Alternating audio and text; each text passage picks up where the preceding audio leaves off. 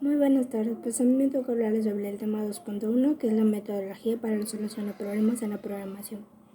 Esto se refiere a que es una guía o comunicación escrita que sirve como ayuda para usar un programa y pues tiene que estar en tres formas: externa, interna y al usuario final, la cual misma conlleva 5 fases. La primera es el análisis previo del problema, en la cual esta etapa se tiene que tener en cuenta, definir y tener claro lo que el programa quiere hacer.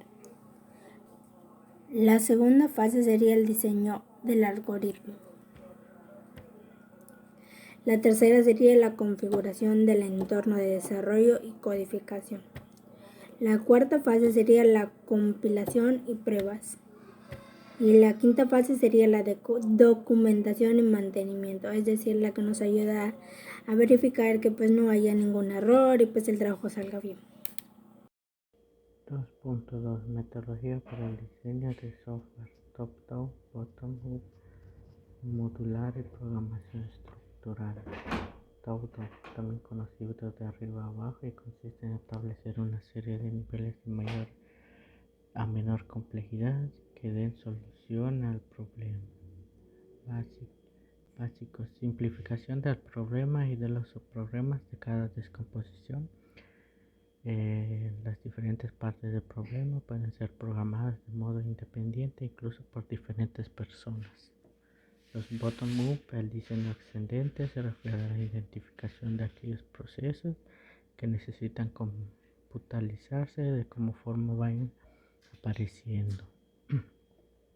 Los problemas de integración entre sus subsistemas son sumamente costosos y muchos de ellos no se solucionan hasta que la programación alcance la fecha límite para la integración total del sistema.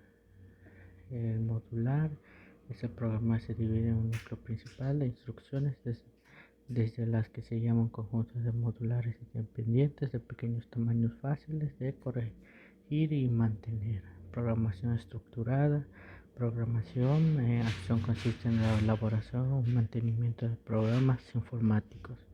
La programación estructurada es un método de programación que tiene como principal característica la generación de un código con fluido limpio, un diseño claro y una estructura jerárquica. Elementos y reglas de los lenguajes algorítmicos. Es una representación con símbolos de un algoritmo. Este solo sirve para diseñar los procesos con simbología propia de un diagrama de flujo, pues es muy útil su estructura para que el algoritmo tenga cierto orden para su buena elaboración. Lenguajes algorítmicos. Es una serie de símbolos y reglas que utilizan para describir de manera explícita un proceso. Existen dos tipos de lenguajes algorítmicos: los gráficos y los no gráficos. Los gráficos son una representación, como su nombre bien lo dice, gráfica de las operaciones que realizan un algoritmo, también conocido como diagrama de flujo. Los no gráficos representan en forma descriptiva las operaciones que debe realizar un algoritmo, o también conocido como pseudocódigo. Diagrama de flujo.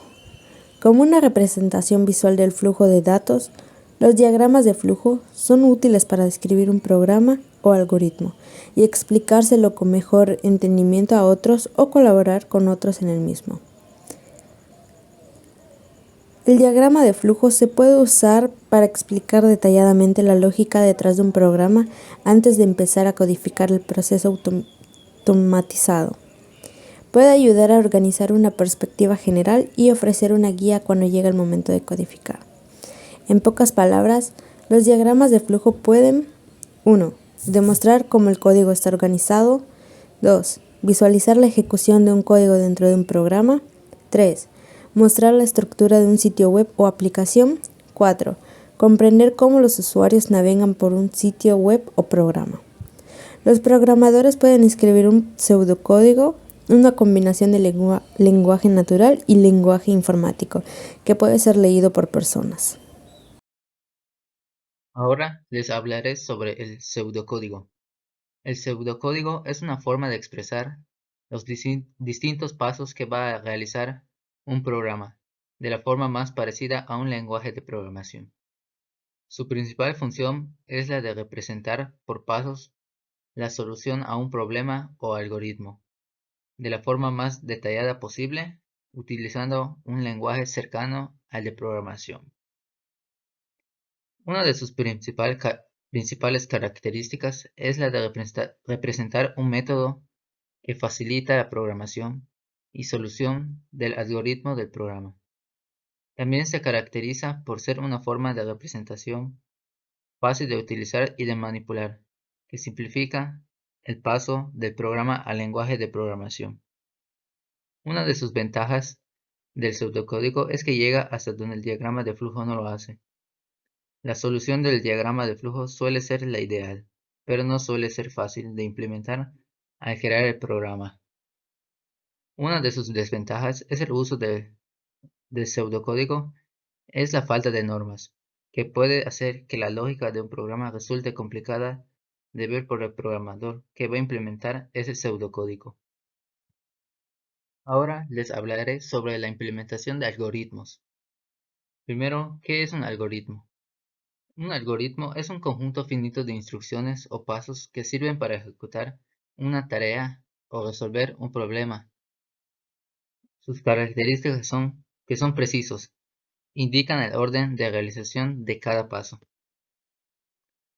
También es definido. Si se sigue un algoritmo dos veces, se debe obtener el mismo resultado cada vez. Y por último, es finito. Si se sigue un algoritmo, se debe determinar en algún momento, o sea, debe ser un número finito de pasos. Los algoritmos no solo son programas, también se usan en circuitos eléctricos, en instalaciones industriales o maquinaria pesada. Se puede decir en pocas palabras que nuestra vida es un ejemplo de un algoritmo, pues al desarrollar nuestros quehaceres diarios desarrollamos una serie de pasos ordenados obteniendo resultados. Les hablaré sobre la programación secuencial, que también se conoce como estructura secuencial, en aquella en la que una instrucción o acción sigue otra en consecuencia. En ese tipo de programación se presentan operaciones de inicio a fin, inicialización de variables, operaciones de asignación, cálculo, sumarización, entre otras. La estructura secuencial en programación. Todo algoritmo o programa consta de 5 fases, las cuales son: como primer punto tenemos declaración o definición de variables, que consiste en que se listan al principio del algoritmo toda variable que se usarán, colocando el nombre y el tipo. Como segundo punto, la inicialización de variables, que significa que se les debe asignar algún valor, puede ser numérico, lógico o de otro tipo. Como tercer punto, lectura o entrada de datos, que es el valor o dato se recibe desde un dispositivo de entrada y se almacena en la variable que aparece después de la instrucción. Como cuarto punto tenemos los cálculos, que de acuerdo con los valores de entrada se realizan las operaciones para indicar la salida. Y como último punto tenemos la escritura o salida de datos, que es el resultado mensaje, se envía a través de un dispositivo de salida y la instrucción se escribe entre comillas. 2.4.2 Algoritmos selectivos son los cuales se utilizan en el desarrollo de la solución de un problema. Debemos tomar una decisión para establecer un proceso, señalar un camino alternativo a seguir, las cuales son estructuras selectivas simples y entonces, estructura selectiva doble y entonces, si no, estructura selectiva múltiple, sí, múltiple, estructura selectiva animada, cascada. En esta ocasión les hablaré sobre el tema 2.4.3, que son los repetitivos. Para empezar, les puedo decir que los repetitivos son una estructura organizativa de los lenguajes de programación, cuyo propósito es repetir un bloque de código mientras una condición se mantenga verdadera. Pues las estructuras de repetición son las llamadas estructuras cíclicas, iterativas o de bucles, que permiten ejecutar un conjunto de instrucciones de manera repetitiva, mientras que la expresión lógica a evaluar se cumpla, es decir, sea verdadera. El lenguaje tiene 3 estructuras de repetición: el while, el do while y el for. Buenas tardes, a mí me toca hablarles sobre las pruebas y la depuración. Los errores humanos dentro de la programación de computadoras son muchos y aumentan considerablemente con la complejidad del problema. El proceso de identificar y eliminar errores para dar paso a una solución sin errores se le conoce como depuración. La depuración o prueba resulta una tarea tan creativa con el mismo desarrollo de la solución. Para ello se debe considerar con el mismo interés y entusiasmo. Resulta conveniente observar los siguientes principios al realizar una depuración, ya que de ese trabajo depende el éxito de nuestra solución. Tenemos 3 puntos importantes a considerar en una prueba y en una depuración.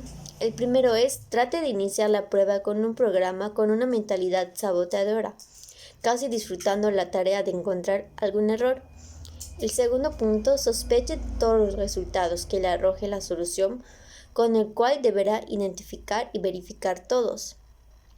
Y por último, tenemos considerar todas las situaciones posibles normales y aún algunas de las anormales.